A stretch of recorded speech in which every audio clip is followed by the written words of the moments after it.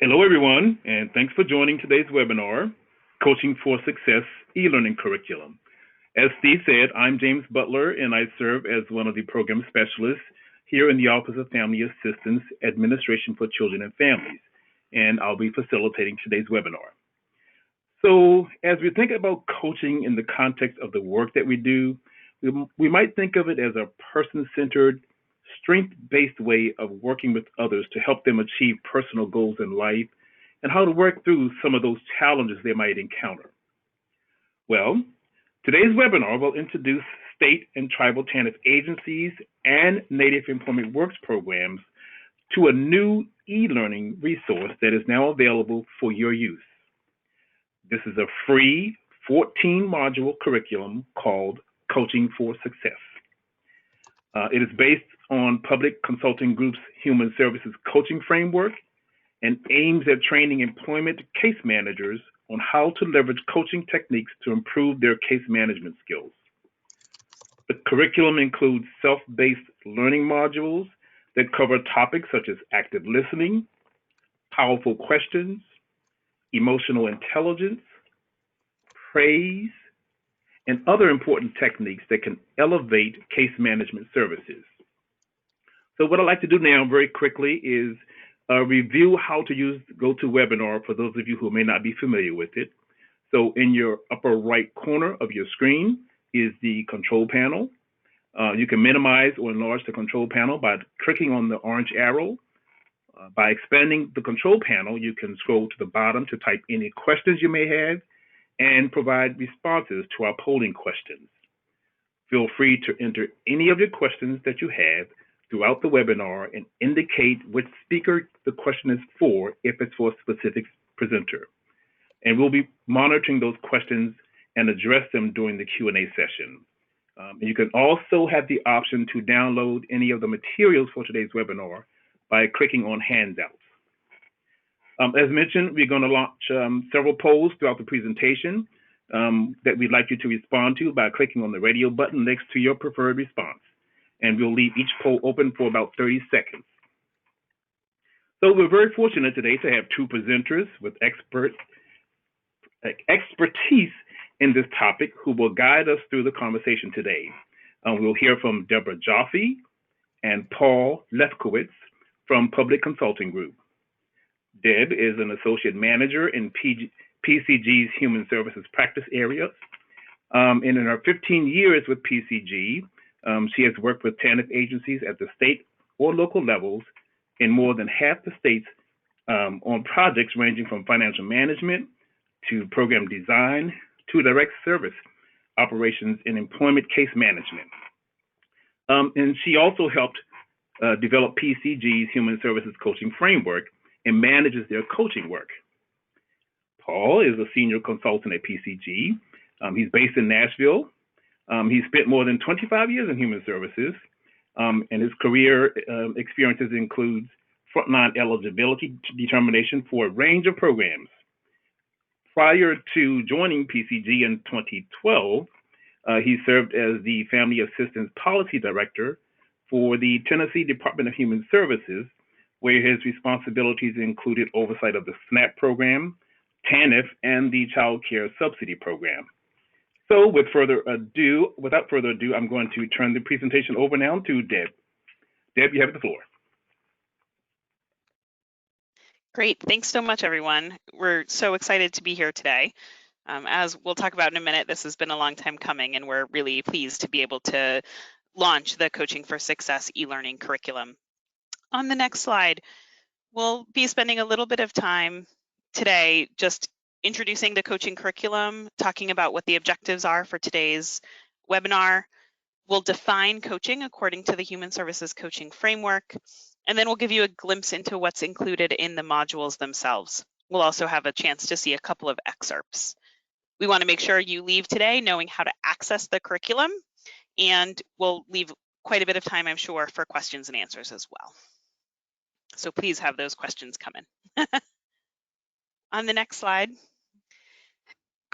as James said PCG has worked with TANF agencies around the country, and back in 2017, OFA reviewed a number of different coaching strategies and opportunities and asked us to help develop some e-learning curriculum that could be made available to TANF and Tribal TANF and Native Employment Works agencies. We based the curriculum on in-person training we had developed in partnership with Ramsey County Workforce Services and had presented in several states around the country. The coaching curriculum is really designed to take some research base around coaching and modify it for application within the TANF and Native Employment Works organizations so that it can be really applicable to those case managers. Today, during the webinar, we've got a couple of objectives, as I just mentioned. On the next slide. Oh, sorry, I forgot we have a poll here. So before we dive into what the objectives are, you got to meet James and Paul and I, but we want to know who you are, at least at a global level. So if you could please answer the first poll to tell us what best describes your role within a TANF or a new agency. And again, it's over in your side panel.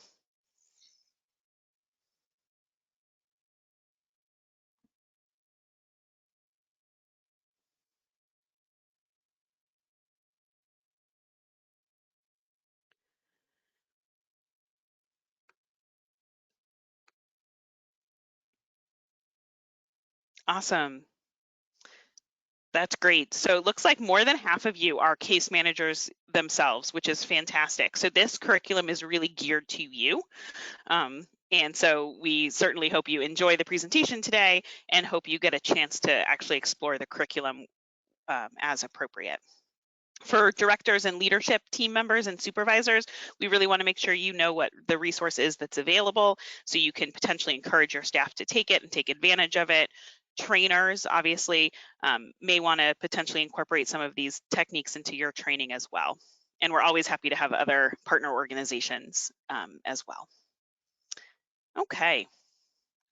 So let's talk again about the objectives. So we really, as we said, we've been working with OFA since 2017 to develop these e-learning curriculum so that they can be available as a free resource to TANF and new agencies. So we really want you to come away understanding what the framework is that those modules are based on and learn how you can benefit from this free training. So what is coaching? On the next slide. Oh, I keep forgetting where the polls are. I'm sorry about that. You know, coaching, as we said, we've been working on this for a long time, and coaching has been a really active topic of conversation within TANF and Tribal TANF agencies for several years.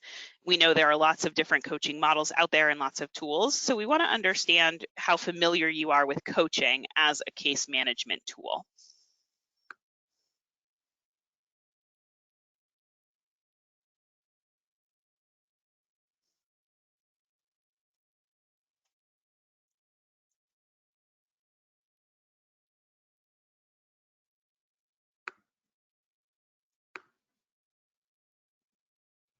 Okay, great. So it looks like we've got about a quarter of you who are pretty familiar with coaching, about half who know a little bit, but maybe could use a little bit more information, and then some of you who are new to the coaching concept, which is great.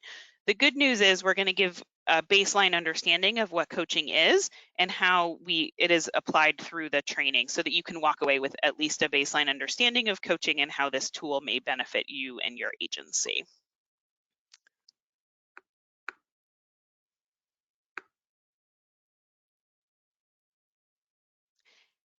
And we know that many of you are already using coaching techniques in your case management, and we're curious how many of you already are using some form of coaching.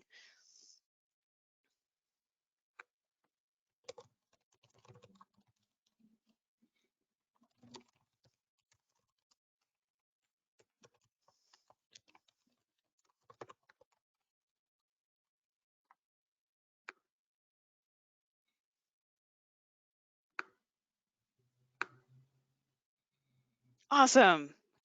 Very excited to see that many of you are already using coaching. which is great. So this e-learning curriculum can really be considered an additional tool in your toolbox, an additional way to enhance that coaching and potentially bring another free resource to your agency. Okay, so let's level set our understanding. Whenever I talk about coaching, I like to start with the quote on the next slide from Carl Rogers, who was the father of humanism and an expert in psychology. And I'm just going to read it to you and want to let it sink in for a minute.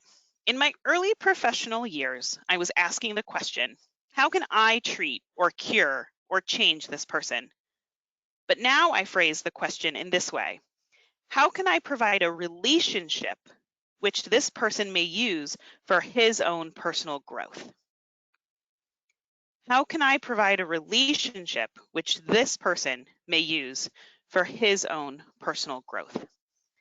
This quote really speaks to the core concepts of coaching, which is that it is a relationship that helps the person. And on the next slide, we give the definition of coaching that is the basis of the training. Coaching is a person-centered, strength-based way of working with others that helps them direct the changes they want to make in their own lives. Whenever I'm in a classroom training case managers or other staff on coaching, I always stop here and ask them to point out the most important words in this definition. And people point to person-centered and strength-based and changes. And those are all really important. It's a really succinct definition. We took a lot of information and boiled it down. But really, to me, the most important words in this definition that are really become the core of the curriculum are the words them, they, and their. Deb, hold on. Hold on. I'm sorry to interrupt, Deb. It seems like there's an issue with your audio, your mic. Okay. We're getting some feedback on it. I apologize. Hang on 1 second.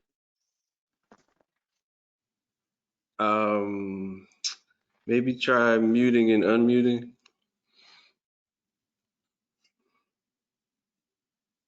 Is that better? Yes, definitely.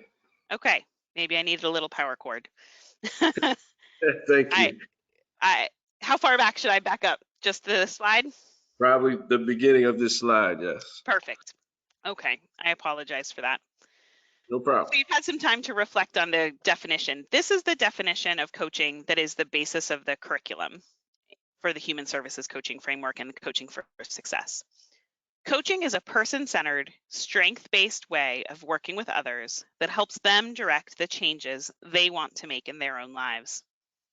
And what I was saying was that when I'm in front of a group and I'm training on coaching, I always stop here and ask people to point out the most important words in this definition. And inevitably, people point to person-centered and strength-based or the word change. And while those are very important words, to me, the most important words in this definition are them, they, and their. Because coaching is not about me as the coach, it's about the person sitting across from me who is being coached and how they can benefit.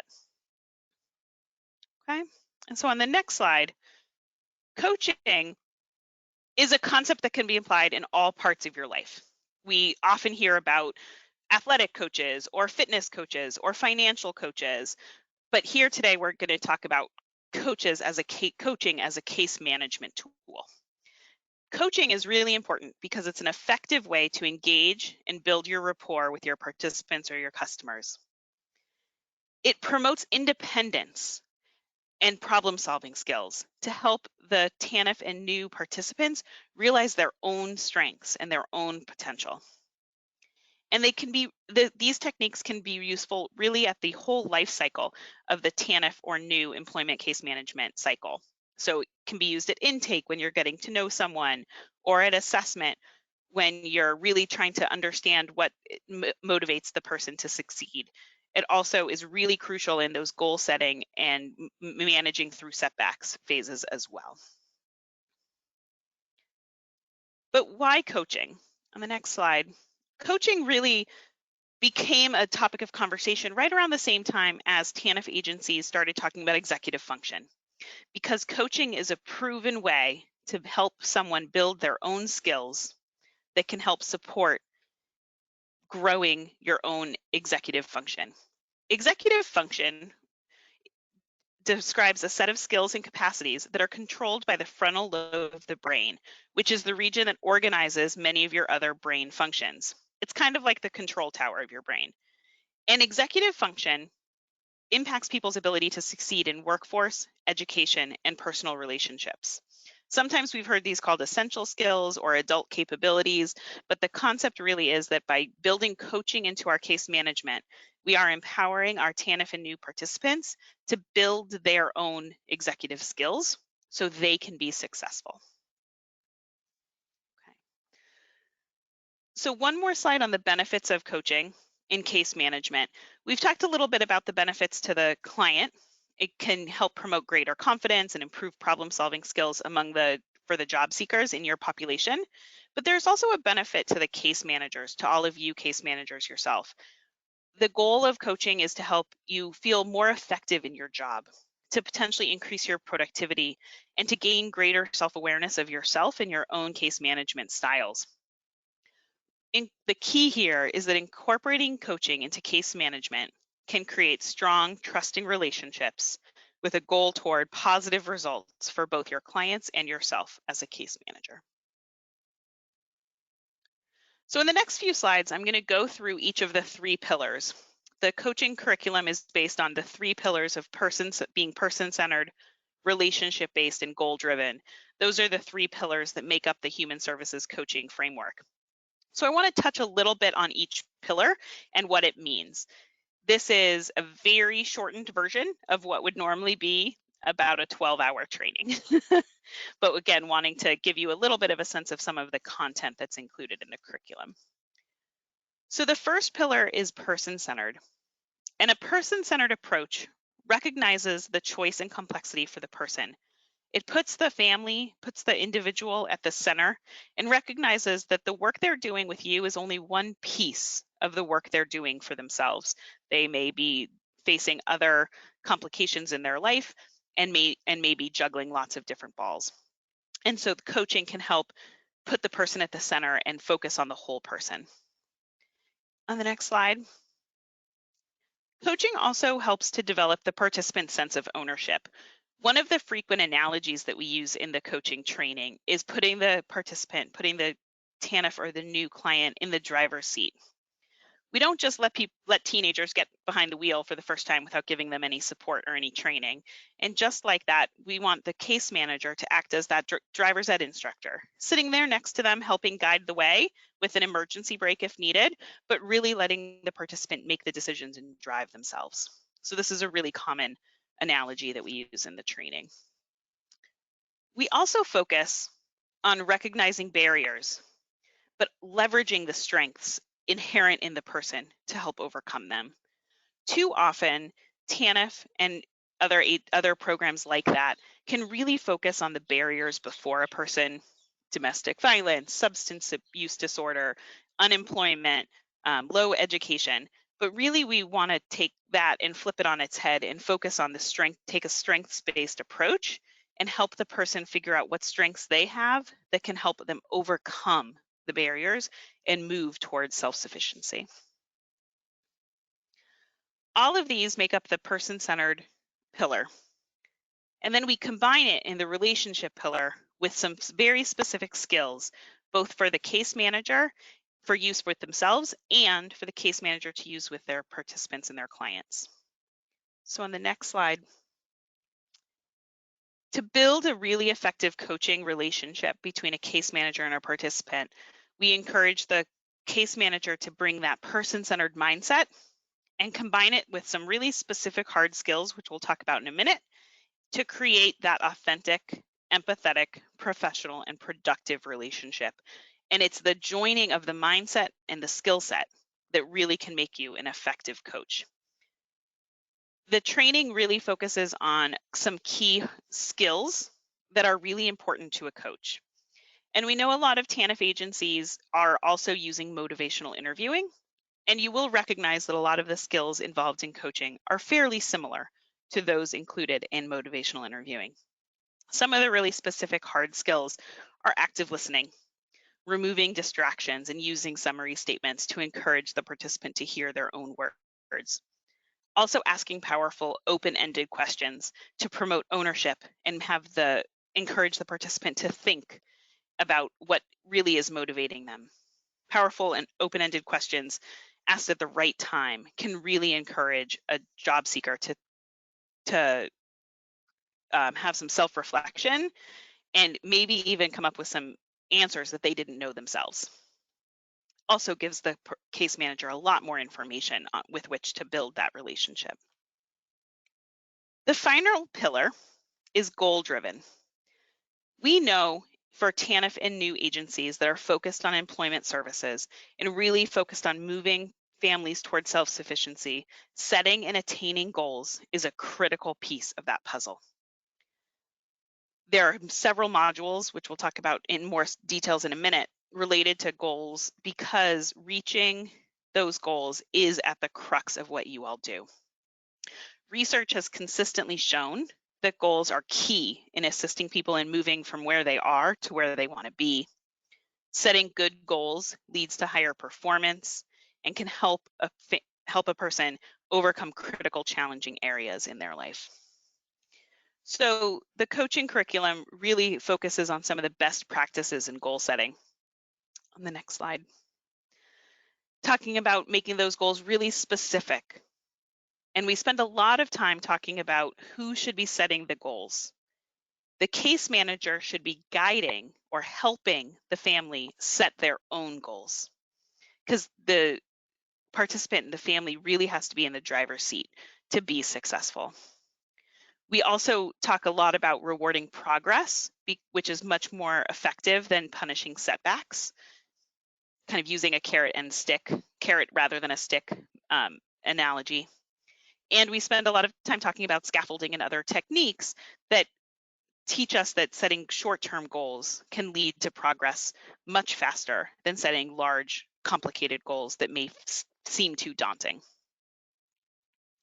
All of these combine into really focusing on coaching when you're a case manager rather than offering solutions. We want to encourage you to be thinking of yourself as an equal sitting across from a job seeker, a TANF, or a new participant. You may have the expertise in what the TANF program requires. You may know the rules and requirements of what the new program is asking of them, but they are the expert in their own life, and we really want to honor that. We want to promote ownership for the participant and really recognize their own choice, that they have independent will to choose how they respond, and we want to make sure we encourage them and create that safe space where they can try and learn for themselves, because that will lead to more lasting success.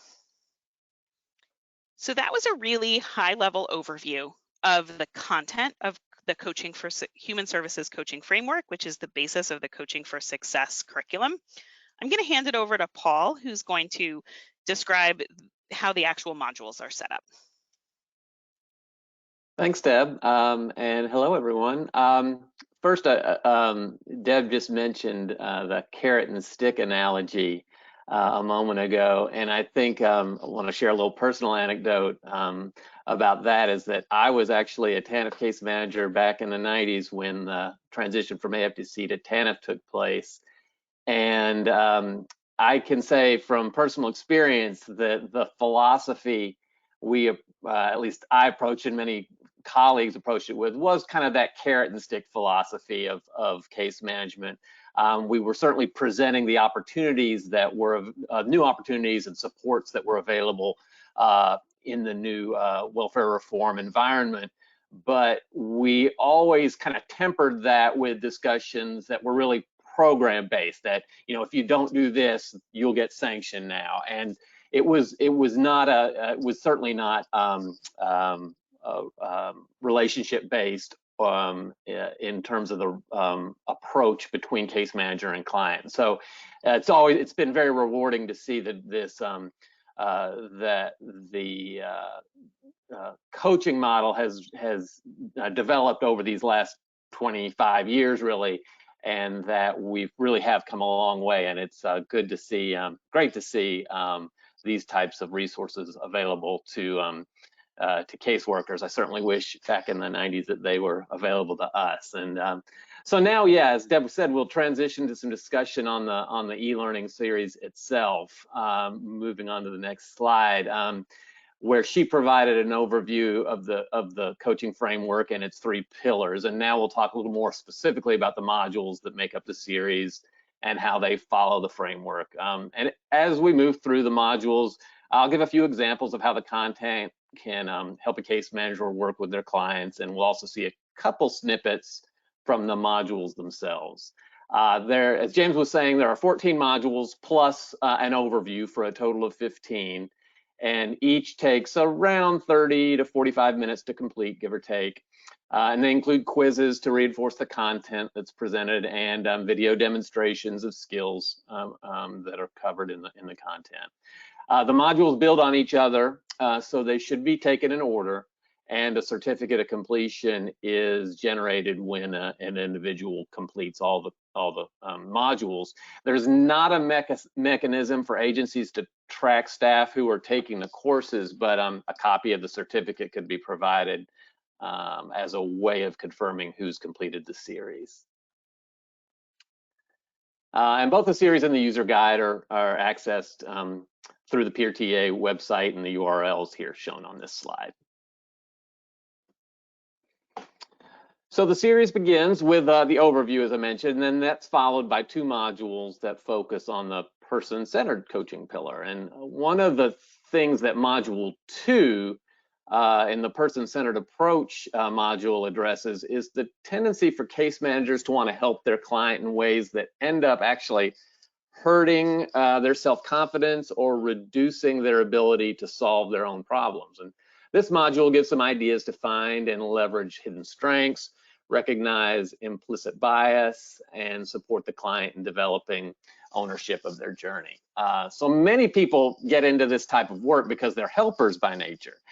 And it can be difficult to pull back and give clients the opportunity to think through their own solutions. And sometimes it's as simple as changing the way a question's asked, so as to not lead someone to a predetermined answer. So I think that's the type of skill that whether you've been doing this a long time or have just gotten into it, that it's great always to remind yourself the importance of approaching discussions with clients in a way that let them answer the questions rather than plant the seed for them.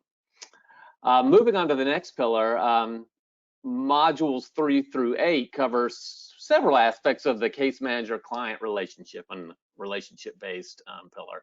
And I'll just give you an example from module 5, which covers reflective statements.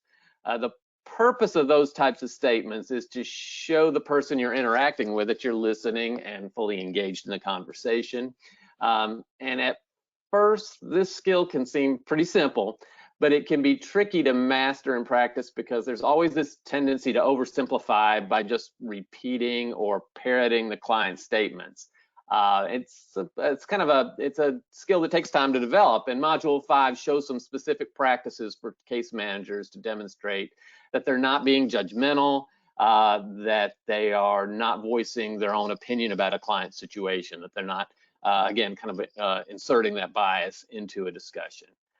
So before, of course, any of those types of conversations can happen, I think another thing that this series of modules here covers is the importance of eliminating distractions. So now we'll actually take a look at a snippet from module 4, which focuses on active listening, and it addresses eliminating distractions.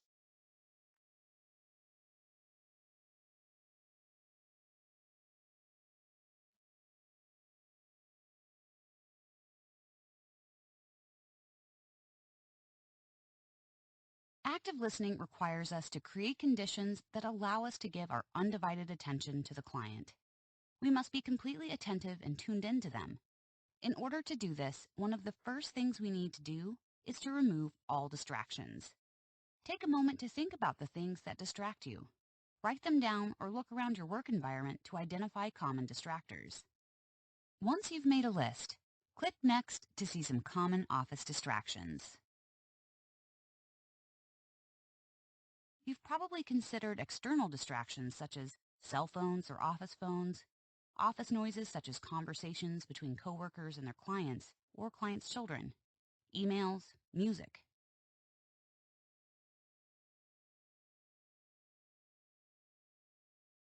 Have you also considered internal distractions? What about personal, emotional, or mental distractions that occupy space in your mind and sometimes your heart? Internal distractions can also include items you need to add to your grocery list, mentally planning your weekend, or even thinking about what you're going to have for lunch. Remember, in Module 3, we talked about emotional intelligence and how our emotions not only impact us, but also those around us. While it may be best to completely disconnect from these emotional impacts, doing so can be challenging. Regardless of the external or internal distractions, we should make every effort to do whatever is in our control to create an environment that shows the other person that they have our total attention. Let's look at some ways we can create this type of environment. There are 7 items in the picture that could be distractors. Select each item for more information on how they can impact your work.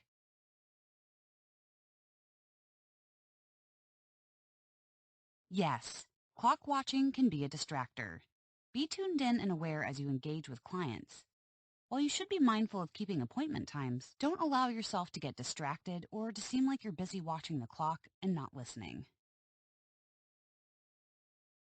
Yes, while it can be difficult to push personal issues aside while you're at work, do your best to eliminate the distraction of thinking about what happened that morning with your family or about any other personal issues.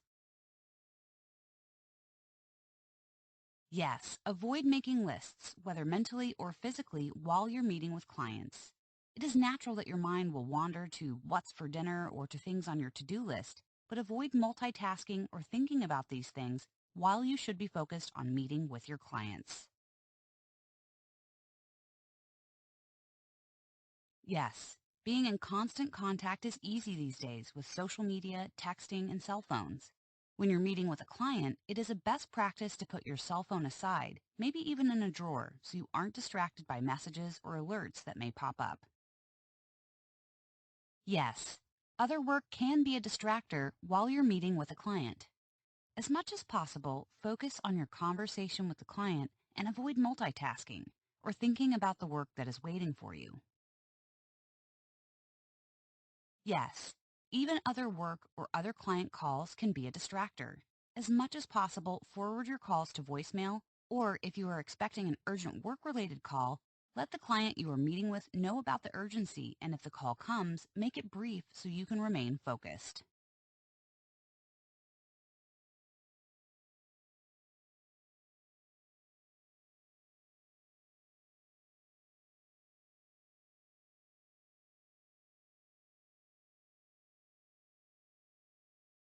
Okay, so I know that personally multitasking is something I do very often, and trying to stay focused on a specific task can be difficult. And so I think that module provides a good framework and a good set of recommendations for how to keep focused on the individual client that you're working with at the time. So moving on to the goal-driven modules. Modules 9 through 12 cover that pillar of the coaching framework, and there are 4 of the 4 modules that are associated with it. And e-learners develop skills in both goal setting and goal attainment as well. So it's one thing just to set a goal, but there are also skills discussed here that support clients in actually reaching those goals. And as an example, Module 11 addresses some of the nuances of giving praise to support goal attainment. It's another one of those subtle but important components of coaching that's really vital, because praise has to be genuine. It can feel awkward sometimes to praise someone, and sometimes it just doesn't come natural. And in this module, e-learners are provided tips to provide that positive affirmation. So examples such as giving praise immediately after the display of a positive behavior, and not to wait until later when it may not have the impact it would if it's given immediately. Providing value information about the value of the accomplishment. not just saying good job, but why the good job moved that individual along. And then helping the participant appreciate their own behavior is maybe the most important of all. So again, this set of modules is designed both to assist in helping clients set their own goals and then in actually achieving them. So the final 2 modules round out the series. And module 13 provides a valuable reminder. It's so important, I think, that coaching isn't going to be a silver bullet, and it's not an all or nothing proposition. Giving advice and offering solutions are definitely not components of the coaching model, but there are situations where it's appropriate. Think about in situations where there is a specific rule, policy, or regulation that a case manager has to provide that's cut and dried. It's important to be specific and definitive in that situation. Sometimes the client has asked for specific information on a resource that they need, that kind of thing. No, it's not always necessary to make them go look for something themselves if they have asked for specific information. And then, there are clear right and wrong answers when it comes to legal, medical, financial issues that may or may not be within the case manager's job description, but they'd have to keep that in mind when answering. But it is important to know that, there's sometimes you do have to give a definitive answer about certain, whether it is legal, medical, or financial information that the client may need.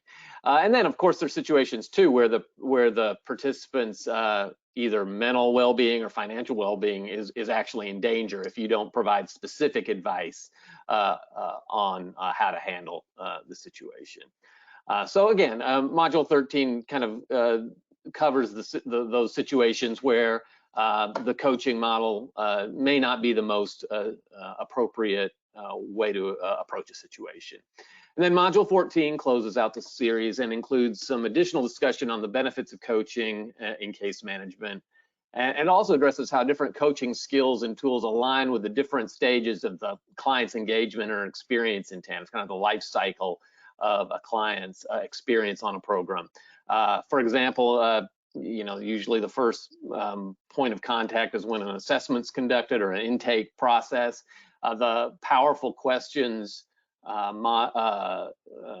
components in modules 7 and 8 are great to kind of reference back to when thinking about how to handle an assessment process.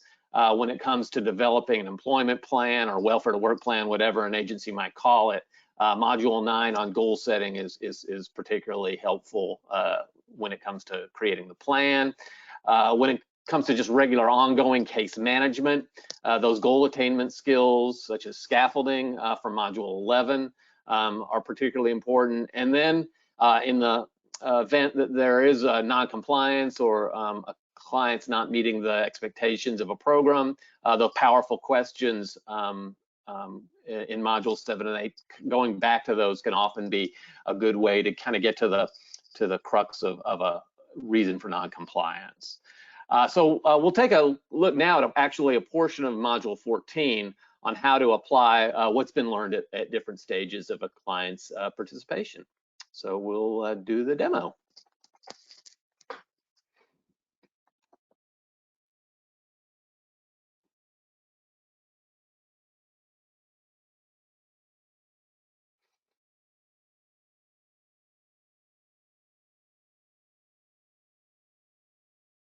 This is usually the first or one of the earliest meetings with the client. In this stage, both you and the client are just starting to get to know one another. As the coach, you want to begin creating an environment of mutual respect, honesty, and trust. You are working on building rapport. You will be using many coaching techniques to do this, including reflections, mirroring, and empathy. You will also be asking questions. Open-ended and powerful questions related to the client's long-term dreams, expectations, and family will be helpful here. In this stage, the client's skills, abilities, talents, and interests are being assessed. You are digging deeper so that both you and the client can think about needs, strengths, and resources. In partnership, you are working to identify strengths, challenges, and resources. Questions related to interests, skills, workplace-related likes, dislikes, and support systems will be helpful in this phase. In this stage, you are likely helping the client develop their employment plan. Your agency may call this a personal responsibility plan, a welfare to work plan, or something different. In most TANF agencies, this form combines overall goal setting with a detailed plan of work activities, hours, dates, and responsibilities of the client. It may also list the work supports, like childcare and transportation, that are available to help the client achieve their goals. But whatever the form, make sure your conversation is about more than just checking the boxes. This is where your richest goal-setting conversation should take place. If the client is ready for a coaching conversation, they will have indicated that they are ready to move forward, make a change, or do something different. They are ready to take action. It's time to set a goal. It is important to remember that the client is setting the goal. You are just assisting them in structuring the goal using coaching techniques.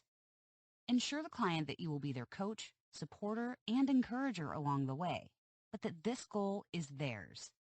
Questions that focus on commitment, accountability, resilience, resources, and tenacity will be helpful in this phase. We will explore how to work with clients who are not ready to make a change later in the module. Follow-up is a critical part of case management. It might be done through a quick telephone check-in, or it may be an in-person meeting, depending on your agency's business process. The follow-up may be related to a small task, completing participation hours, or a major event, degree attainment. Make sure that you insert praise, affirmations, and celebration wherever you can during this phase. They are important pieces of the coaching process and vital in showing support of your client. You can use scaffolding and correspondence training related questions during this phase. While you are always hoping for the best for your client, the reality is that you will likely be in a position where a client has not met program requirements. However, even when a client is non-compliant with the rules, it is important to maintain a person-centered approach. First, use your active listening skills to understand why a client is not able to comply. Reflections can be used to diffuse tensions, and summary statements can be used to transition the conversation to goal setting and help them come back into compliance or curing the sanction. Understanding the client's motivation and how they get by without the monthly cash assistance will help you as you coach them back into compliance with the program. Questions about motivation, values, ability to meet requirements, commitment, and obstacles will be helpful.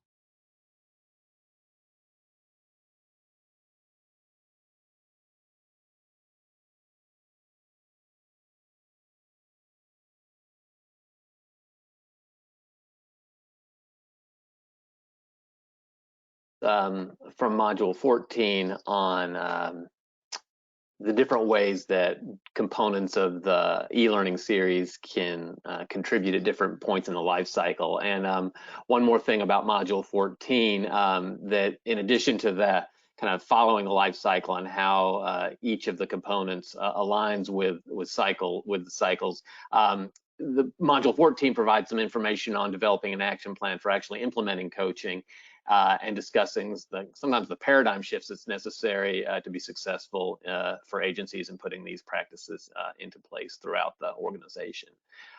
So with that, I will pass the baton back over to Deb for more discussion around the curriculum.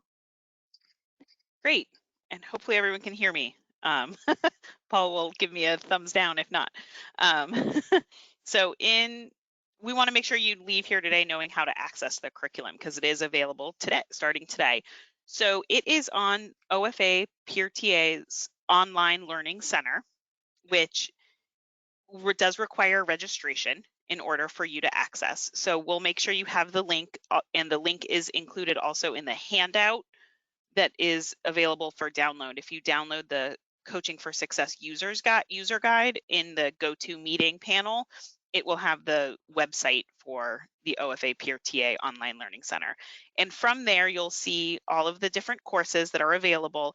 And it's a little small on the screen, but on the left-hand side, you see the Coaching for Success user guide as well. One thing to note, again, learners must register to access the module. So you just have to create an account. It's free. It basically asks for some basic information, name, email address, etc. And then two-factor authentication will be required starting around the summertime. So right now it's not required, but there may be some extra login steps necessary as OFA PeerTA's Online Learning Center changes its login procedures over the summer. So I just wanted to point that out. The next slide, I want to talk a little bit about the user guide. The user guide is available for download, and it includes just a really high-level brief introduction to coaching, explains the 3 pillars of person-centered, relationship-based, and goal-driven that are the basis of the curriculum. It includes the module summaries, so it gives each of the 15 modules and a brief synopsis so you know what to expect, and some definitions of key terms. It also includes a step-by-step guide to how to access the courses. So you can see screenshots and step-by-step. It's actually pretty intuitive. You'll be able to follow along, but we wanted to make sure everyone had the exact order in which to do that. So that is available for download either on the GoTo meeting right now, or when you go to the OFA PeerTA Online Learning Center. So next steps is really simple. Start using the curriculum. The courses are available now, and they are, like we said, free. You will access them through the website, through the OFA PeerTA's Learning Management Center. So if your agency does want folks to print out the certificate at the end showing that they've done it, that's one way to know who has actually completed all of the courses. And with that, I think we can go, Steve, to some questions and answers. Or one last poll. One more poll. Yep, sorry about that. So the last poll is, based on the information you saw today, we're just curious how likely your agency might be to leverage the Coaching for Success e-learning curriculum.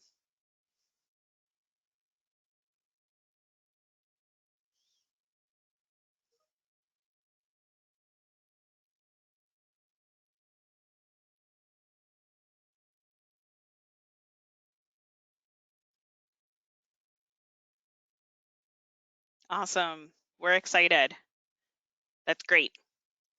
You know, this has been a long time coming. OFA has been really committed to making sure there are these free resources available for TANF, tribal TANF, and new agencies. And so we're really excited to finally be launching it and hope everyone finds it useful for your case managers.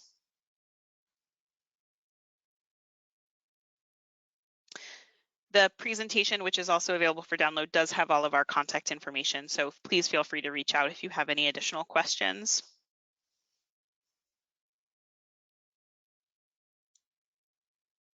Okay, Deb and Paul, we have questions flying in. So yep. I will read a few off and we will try to get to as many as we can. Let's see. So the first question is, what are some good questions or strategies to help participants see their existing strengths? That is a great question. You know, when I reflect on that question, I think of some of the TANF participants or new participants who may never have held a job. And so now they're being asked to, their parents by nature of being in the program, and they're being asked to think about what their skills are and what their strengths are and what they could contribute in an employment situation. And sometimes it takes some time for people to realize the strengths and the skills they do have. So asking questions like, what are you most proud of? Or how do you spend your time on a typical day? And getting the person to describe what it is they do every day can help them identify how many things they actually do and what their own strengths are. Someone might realize that that they're really good at organization through a conversation like that, and that being someone who does some clerical work that requires really important, really good organizational skills would be a good fit for them. Someone may realize that, you know, their favorite time of day is cooking the meals for their family. And so maybe going into the restaurant industry or food service would be an area for them. So asking really open-ended questions and having the person talk about themselves and what they're proud of is a really good way for them to start to identify their own strengths. Awesome, thank you. Let's see, next question. This is sort of a two-part question. Are there modules or portions of modules specifically to help coaches or case managers navigate or learn more about policies and regulations? And if not,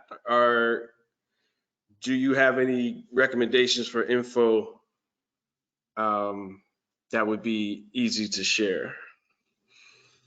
Sure. So these modules are really focused on coaching as a skill set for case managers to use.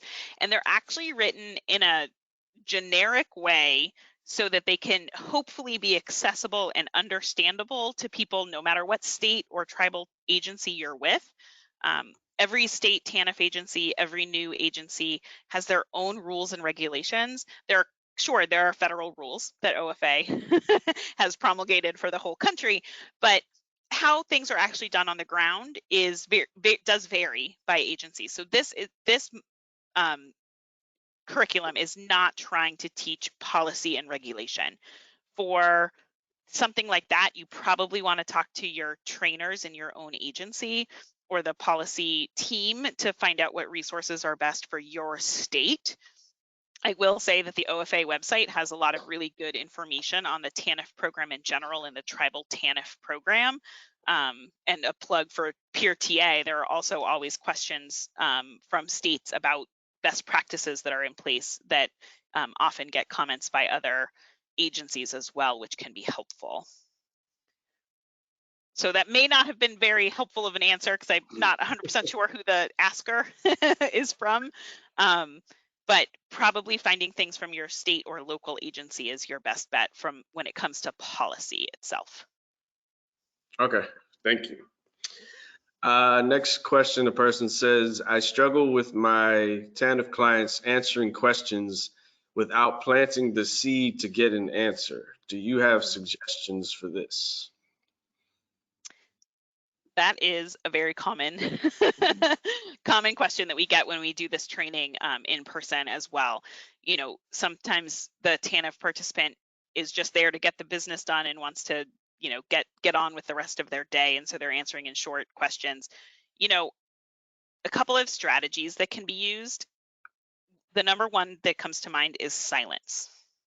Sometimes asking a question and then pausing and letting the person realize they need to come up with the answer themselves can be a really effective strategy, because humans will try and fill the void if it's silent. So giving the space to the participant to actually think about an answer and not expecting them to answer right away. If they're not forthcoming with those open-ended questions, you may also want to shift to some close-ended questions to get the conversation going, and then circle back around to open-ended, powerful questions when you have established more of a rapport. Excellent, thank you. Next question, what does scaffolding mean in coaching? That's a great question. So scaffolding is not the construction ladders that help you get to the top of a building, right? But it is very similar. Scaffolding is a concept in education that started kind of in the K through 12 education space that talks about you establishing building blocks and meeting people where they are and asking them to learn one thing at a time and building on it. So you're kind of building the scaffolding for the person. So when we talk about scaffolding in coaching, it's about taking a big goal and breaking it into smaller pieces and asking the person to achieve just beyond where they are, to reach a little further than where they are, but not expecting them to climb the mountain in one leap. All right. The next question is, can you talk a little more about the quizzes and what they are designed to achieve? Sure. Do you want to take that, Paul? Sure. Yeah. I mean, I think that generally they are designed to very soon after a concept is introduced in a module, the quiz would cover something that's already been just recently been covered. But then there are other examples where it's usually early in a module where some of the information from a previous module will be reintroduced just to confirm, kind of to reset that understanding of the topic. Because again, we have to acknowledge that folks are going to be taking these modules over time, that it's going to be very unlikely that someone's going to be taking a bunch of them in a row. And so some of the quizzes also kind of re-support information that was provided in a previous module. They're not scored. So it's not like the security training for your agency where you have to get a certain percentage right before you can move on.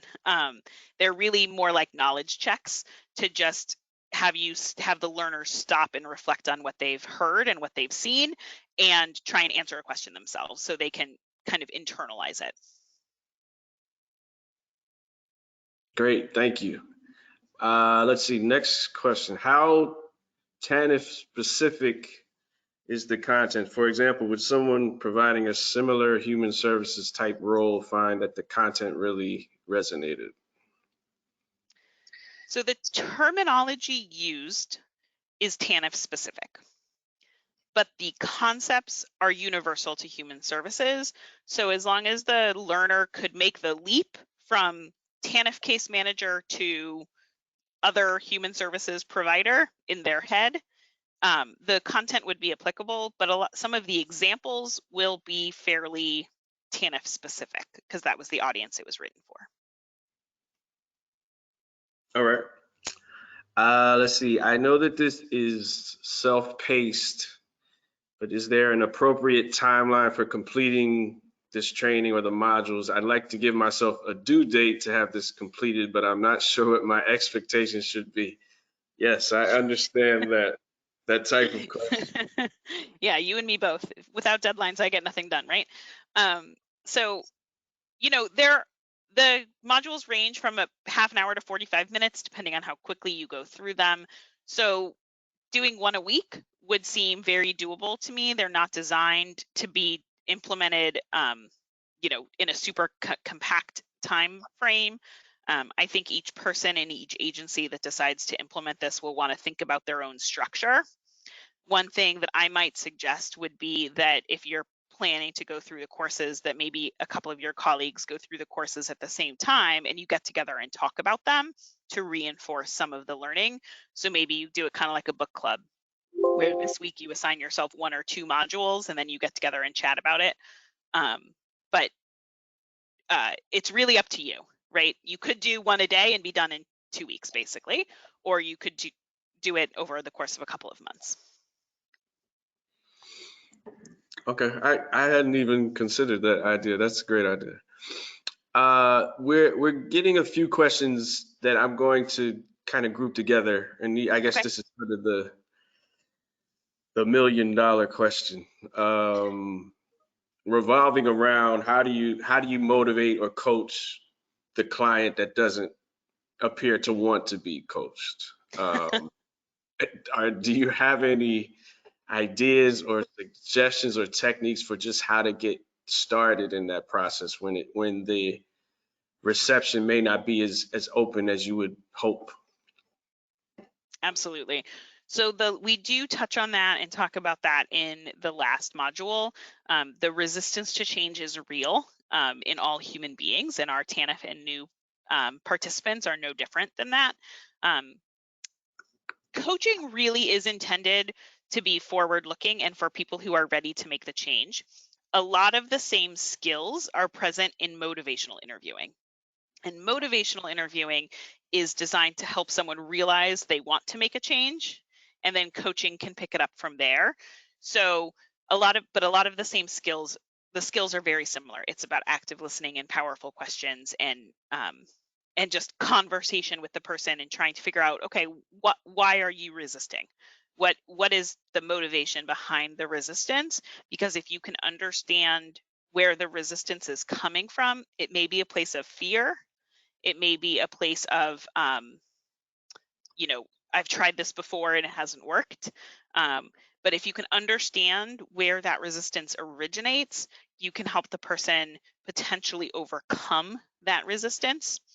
The other thing I would say is people may be at different places in terms of ready for change and resistant to change in different aspects of their life.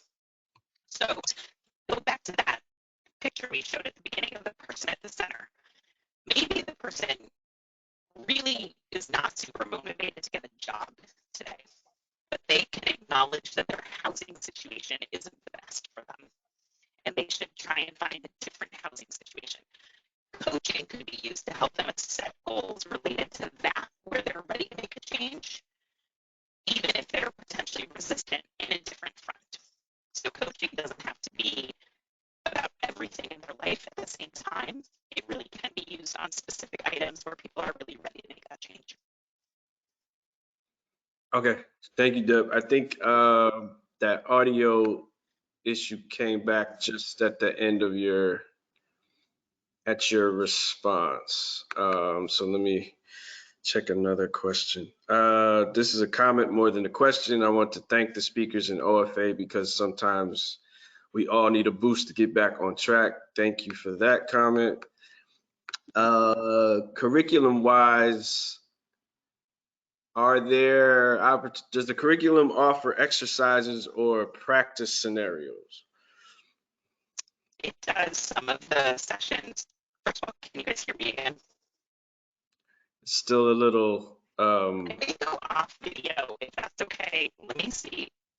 Is that better? Is my audio better without video?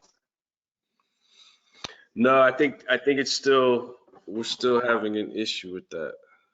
Paul, can you answer the question?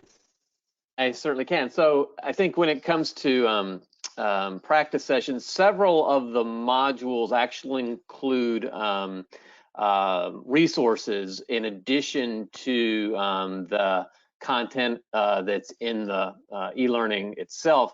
But access to different resources that are coaching skills. For instance, Module 14 has a Coaching for Success coaching skills practice document.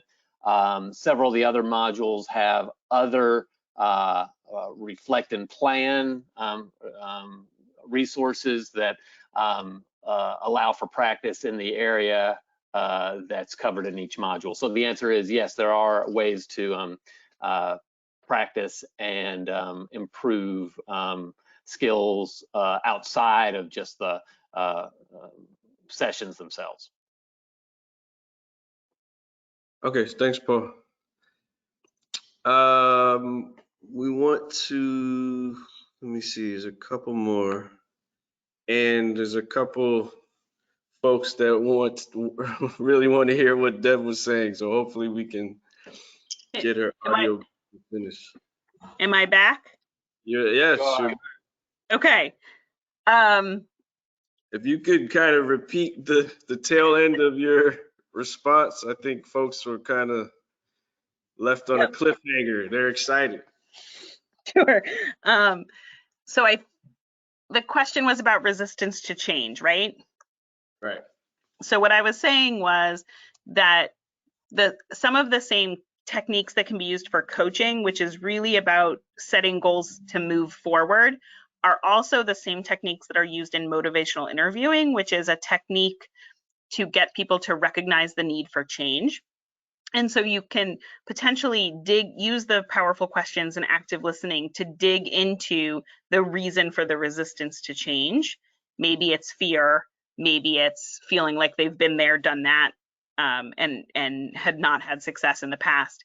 And if you can help the person understand what is causing the resistance, you could potentially help them overcome it and move toward a place of wanting to move forward. The other thing to think about is that someone may be resistant to change in one area of their life, for example, employment, but not resistant to change in another area like housing or wanting to do something different with their children's school. And so finding that area where the person really wants to make a change and focusing coaching efforts on that to get them excited about setting goals and achieving them could be one way to help move them away from resistance and towards change. Awesome. Thank you. Well worth the wait. Thank you, Deb. A couple more. Is time a key factor for proper and adequate coaching? So I'm going to answer that as yes and no. Building a good relationship does take time and investment in the person, but a coaching conversation doesn't necessarily have to take longer than a non-coaching conversation. What it is the techniques and the questions you're asking during that conversation are different. So it doesn't have to take longer, but it does take some desire to build a different kind of relationship between the case manager and the person sitting across the desk from them.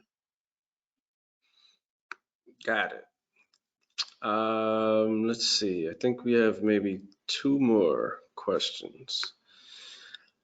Are there specific techniques for handling clients that don't regularly report or provide updates to their coaches?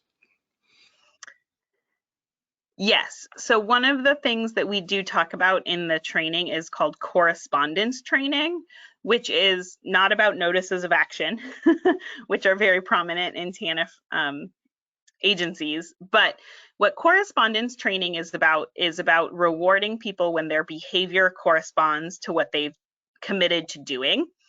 And it's also about getting someone to verbalize what they're going to do. So instead of a case manager telling someone you need to turn in your time and attendance sheet by the 5th of the month, instead of telling them that that's what they're going to do or asking them a yes/no question, will you turn in your attendance by the 5th of the month? Instead, asking questions that help the person set a specific goal. How will you turn in your hours? What will you do to get them here? What day are you going to turn them in? And getting the person to verbalize what they're planning to do. I'm going to come here, swing by the office to turn in my attendance after I drop my daughter off at daycare on Tuesday. And research has shown that if people commit to something really specifically verbally, they're more likely to follow through. And then they're even more likely to follow through if they get praised for actually doing it. So you don't praise the commitment to turning in the hours. Instead, you praise when the person turns in the work, turns in the documentation that's required. So that's one skill that we talk about that is really important for a coach to develop, because often at the end of a meeting, a case manager may be rushing to move to the next client, and it's easier to just say, okay, you have to turn this in.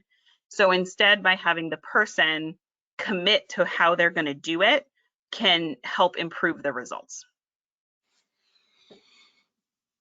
Awesome. Okay, I think this is the last question. And it's a little bit of a different perspective, it seems like it. What steps would you take when you feel like your case manager isn't giving you the support you need to build your confidence and the encouragement to pay it forward or reassure your clients? When the case manager doesn't realize her weaknesses. I think they're talking about support from above in terms from supervisors. Right. So I think I understand the question, but I'm going to try and answer it in 2 ways in case I'm misunderstanding. One answer is that the same coaching techniques that are taught in this curriculum for the case manager can be employed by a supervisor to coach their employees, to help the employees set goals and achieve goals, and really develop a good, solid relationship between a supervisor and an employee. So a supervisor could actually coach the case manager and help them become a better coach themselves. That's one answer. The other is that in, I believe it's module 3, is focused on emotional intelligence, which is really about having the case manager get to know themselves. In order to be a good coach, you have to be self-aware and understand how your personal perspective can change how you interact with a person. And so getting to know yourself as a case manager is a really important step to becoming a good coach. So module 3 is really dedicated to helping a case manager understand their own emotional intelligence. I often say when I'm training this stuff, you know, emotional intelligence is how my stuff and your stuff mix, right? If I'm having a bad day and I'm a case manager and you're having a bad day and you're the TANF or the new client, we might have a bad meeting. I need to figure out how, as the case manager, to check my baggage at the door so I can be present to be a coach for you, even if I'm having a bad day. That's amazing. We got one more question that I think is really timely, so I want to be sure to get this in, particularly in our current environment. How do you see coaching working and integrating with teleworking? Does that impact the process at all? Does it change it? Does it enhance it? Are there different approaches that need to be considered in this new normal of the digital environment that we are now engulfed in? Absolutely. That is a really good question. And when I finished the training, I actually was doing training a year ago in March in one state in person as this whole thing started. And we were thinking about, okay, how are we going to do this if we don't come into the office next week? That was right when it, you know, I think it was before masking, and it was definitely the last time I was on an airplane. Coaching can work over the phone. If you have the benefit of video conferencing, that would make it even better. Active listening is a really important piece of coaching, and that does involve kind of seeing someone and letting them know that you're listening, which is harder to do over the phone, but not impossible. Over the phone, you can also ask just as many powerful questions. You can allow for those meaningful silences, and you can summarize what you hear to make the person understand that you heard them. So you can coach over the phone, you can coach in a virtual environment. It might just take a little bit of additional thinking and work to make sure that the person knows you're not multitasking and doing lots of other things while you're on the phone with them. Or if you are, because you need to do some data entry into your system while you're talking to them, to say that, to say, hey, you might hear typing in the background, but that's because I want to get your information into the system so I can get you your benefits faster. Because if you make that potential distraction a benefit to them, they won't take it as offense. But you can tell on the phone if someone's only kind of half listening to you, even if you don't see them. So you want to make sure you're still doing that active listening. Excellent. Okay, I think this is really the last question.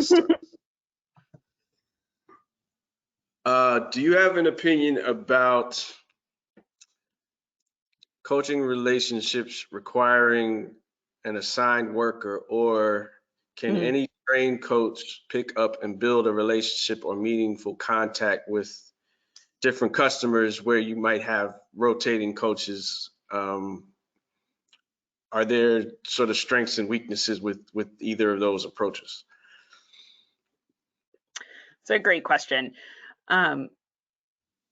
When you have one coach assigned, one case manager assigned to a caseload, it does make it easier potentially for that coach to build a good, solid relationship over time with someone. But in a task-based or non-caseload-based environment, you absolutely can make a meaningful coaching relationship happen in those small interactions. And again, it's about active listening and powerful questions. It's also about coordination between case managers, because if the first case, if Paul meets with someone and takes really good notes and enters really good case comments or narratives in the system about what he talked to the person about, and then 2 weeks later I pick that case up and I'm talking to the same person, if I can not make them repeat everything that they told Paul and instead pick up from where he left off, you can create more efficient and effective coaching. So in a task-based environment, it definitely would take some coordination and making sure that each coach is putting in the appropriate notes into the system so the next coach can pick up without having to start over. Got it. That's a great question, though. Yes, I think that's a good one to end on. We appreciate both of you and your presentation and the work that you've put into this. We're excited about this opportunity. I want to turn it now over to James Butler to give us some closing remarks. James? Thanks, Steve. And thanks again, Deb and Paul. Excellent job. Just a reminder to everyone, as always, a recording of today's webinar will be available shortly on the PeerTA network. And you will see on the screen the PeerTA site or link before you. You can also help us expand our network and reach greater a number of people by directing interested colleagues of yours to our local website. We'd also like to hear from you about any webinars that you'd like to hear about in the future. So please send us your ideas by email by the website at the bottom of the slide. A special thanks again to Deb and Paul, and to all of you for taking time out of your busy schedules to join us for today's webinar. We will now launch, as the webinar closes out, a quick survey for you to complete regarding today's webinar, and that will appear in a separate pop-up window when the webinar ends. Your feedback, as always, is very important to us, and it helps us to inform how we can do future webinars. So please take a couple of minutes to complete the survey. Thanks again for your time today. We're going to give you back a few minutes of your time because we would have finished up at about 2:30. So thanks again for your time, and we look forward to your participation in future webinars. So have a pleasant remainder of your day. Thanks, everyone. Thank you all.